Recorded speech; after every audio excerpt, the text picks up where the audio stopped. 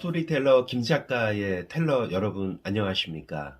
재미있는 이야기 속에서 의미를 찾아 우리가 함께 소통하며 성장하는 채널 스토리텔러 김 작가입니다. 오늘은 류시화 시인의 하늘옷으로 떠난 여행이라는 책 이야기를 나누고자 합니다. 그 특정한 장소나 음악, 음식, 영화, 책 등을 보면 예전의 추억이 떠오를 때가 있습니다. 예를 들어 유재하의 사랑하기 때문에 라는 노래를 들으면 항상 노래방에서 이 노래를 불렀던 그 친구 녀석이 저는 생각이 납니다. 또 이 책 하늘옷으로 떠난 여행을 보면 오래전에 제게 이 책을 추천하여 주셨던 분이 생각이 납니다. 당시 저는 이 책을 읽고 문화적인 충격을 받았었는데요. 새로운 관점에서 세상을 바라볼 수 있게 만든 책이라서 참 좋았습니다. 추천하여 주신 분께 오랜 시간이 지났지만 또 직접적으로 고맙다는 말씀을 못 드렸지만 감사의 인사를 드립니다. 여러분들은 여행을 좋아하시나요? 여행에 관련하여서는 김영하 작가의 여행의 이유라는 책에 재미있는 이야기가 많이 있습니다. 영어의 여행, 트래블은 그 고대 프랑스 단어인 트레베일에서 파생된 것으로 추정이 된다고 합니다. 트레베일이라는 단어는 고생, 고역을 의미하는 단어입니다. 우리 어른들께서 집 떠나면 고생이다라는 말씀을 많이 하셨었는데요. 동서양을 막론하고 이는 같은 이치인 것 같습니다. 그런데도 굳이 우리들은 여행을, 그 고생과 고역을 자처해서 떠나려고 하는지 모르겠습니다. 물론 여기에는 여러 가지 이유가 있겠습니다만 우선 여행을 통해서 무엇인가를 배우고 깨닫기 위해서일 것 같습니다. 기존의 행동 양식과 환경에서는 동일한 의식과 현상으로 상황을 받아들이게 되는데요. 그 상황과 환경을 바꾸면 인식의 구조도 달라지기 때문에 새로운 방식의 접근이 용이해질 것입니다. 그리고 여행을 떠나려는 이유 중에 하나는 의무에서 벗어나고자 함이 아닐까 합니다. 김영하 작가도 말하였지만 집은 의무의 공간입니다. 언제나 해야 할 일들이 있습니다. 청소, 빨래, 설거지 등 소소한 일들을 포함해서 문짝 수리나 책장 정리 등 언젠가 큰맘 먹고 해야 할 일들도 많이 있죠. 하지만 호텔은 아닙니다. 필요한 것이 있으면 요청을 하면 되는 곳이죠. 그러므로 현실의 의무에서 눌려온 감정을 잠시나마 여행을 통해서 잊고 싶은 잠재의식이 우리 모두에게는 있다고 생각이 됩니다.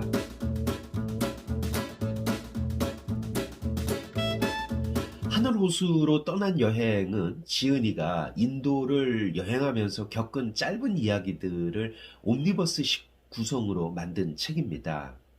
저는 사실 인도를 한 번도 가본 적이 없어서 이 이야기들이 잘 실감되지는 않습니다만 이 책의 여러 에피소드들은 정말 그럴까 하는 의구심이 들 정도로 이상한 이야기도 있으며 또 재미도 있습니다.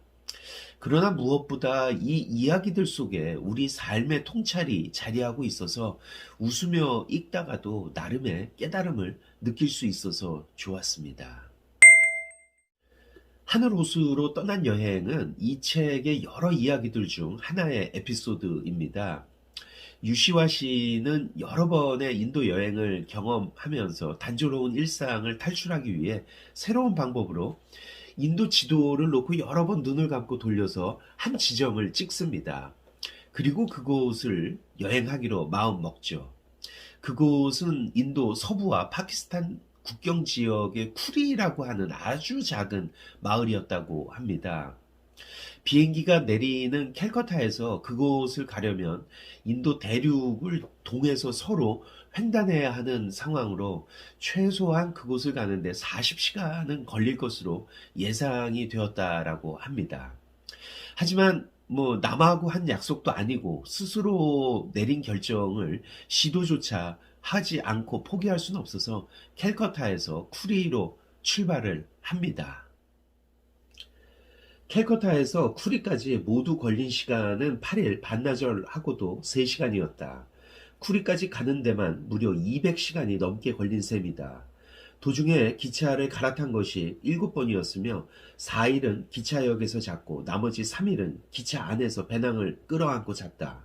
더구나 쿠리로 가는 시외버스는 시간도 정해져 있지 않아서 배낭을 깔고 앉아 하루 종일 기다려야만 했다. 여행 가이드북에 40시간 걸린다고 되어 있는데 왜 그토록 오래 걸렸는가 묻는다면 이렇게 대답할 수밖에 없다. 왜냐하면 그곳은 인도니까.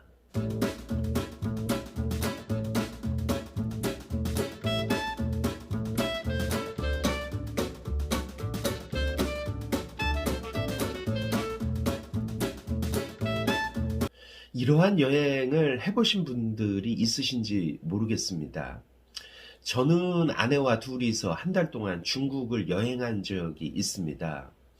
홍콩을 시작으로 해서 광동성, 광서성, 운남성, 사천성 등을 거쳐서 상해에서 이제 한국으로 귀국하는 여정으로 거의 종주를 하였었는데요.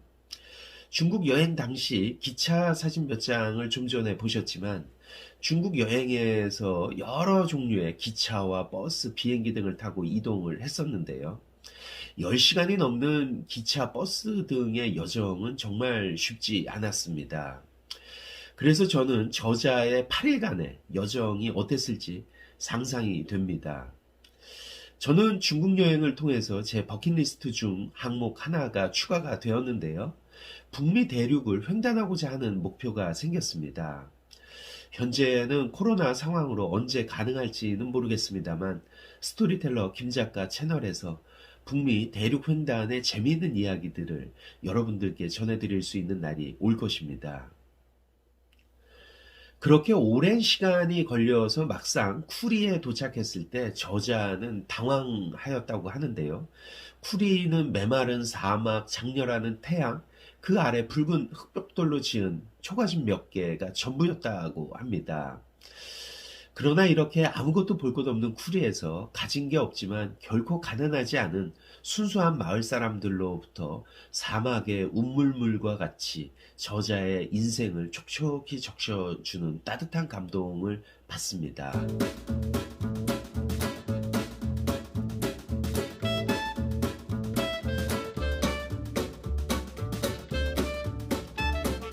우리가 낯선 세계로의 여행을 동경하는 것은 외부의 어떤 것이 아닌 바로 자기 자신에게 더 가까이 가기 위함이다라고 저자는 이야기합니다.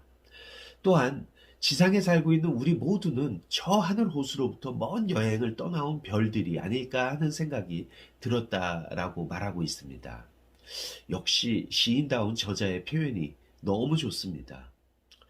이 책에는 인도인이 손으로 밥을 먹는 이유, 또 인도의 화장실 문화, 또 명상과 깨달음의 이치 등에 관한 이야기가 많이 있습니다. 특히 인도인들이 짤막한 말로 사물의 핵심을 찌른다고 하는데요. 그 재치 있는 순발력과 번뜩이는 통찰력에 감동하게 된다라고 합니다. 때로는 주고 싶을 때 줄 수 있는 것도 큰 행복이다. 난 주고 싶어도 줄 게 없다. 인도의 여자 거지가 한 말이라고 합니다. 크게 포기하면 크게 얻는다. 이것도 캘커타의 거지가 한 말이라고 합니다. 삶에서 잃을 것은 아무것도 없다. 어떤 경우에도 난 이러이러한 것을 잃었다라고 말할 것이 아니라 그것이 제자리로 돌아갔다라고 말하라. 그러면 마음의 평화를 잃지 않을 것이다. 사람들은 곧잘 아는 것이 힘이다라고 말한다. 그러나 문제를 초월하는 자세가 더 큰 힘이다. 저자는 인도 여행에서 돌아와 생각하니 세상 전체가 명상센터였고 거리에서 만나는 모든 사람이 스승이었다라고 말합니다. 최근에 제가 인도에서 주재원 생활을 오래 하신 분과 이야기를 할 기회가 있어서 그분께 인도에 대해서 한 말씀 부탁을 드렸습니다. 그래서 그분께서 해주신 말씀은 인도를 한 번 방문한 사람은 또 가고 싶어 하지만 가보지 못한 사람은 안 가게 되는 곳이다 라고 말씀을 해주셨습니다. 여러분들은 어떠신지요? 저는 이 책을 읽고 인도를 한번 가보고 싶은 마음이 들었습니다. 그 시적인 표현과 재미있는 이야기, 삶의 통찰이 있는 책, 하늘옷으로 떠난 여행이었습니다. 이 책을 오래전에 추천하여 주신 텔러님과 인도에 대해서 많은 말씀을 해주신 텔러님께 감사의 말씀을 드립니다. 다음 시간에는 우리 텔러님께서도 추천하여 주신 섹스피어의 4대 비극 중 하나인 오셀로를 이야기 나누도록 하겠습니다. 텔러님들께서 많은 관심으로 추천하여 주시는 이야기가 있어서 너무 감사하다는 말씀을 드립니다. 지금까지 재미있는 이야기 속에서 의미를 찾아 우리가 함께 소통하며 성장하는 채널 스토리텔러 김작가였습니다. 감사합니다.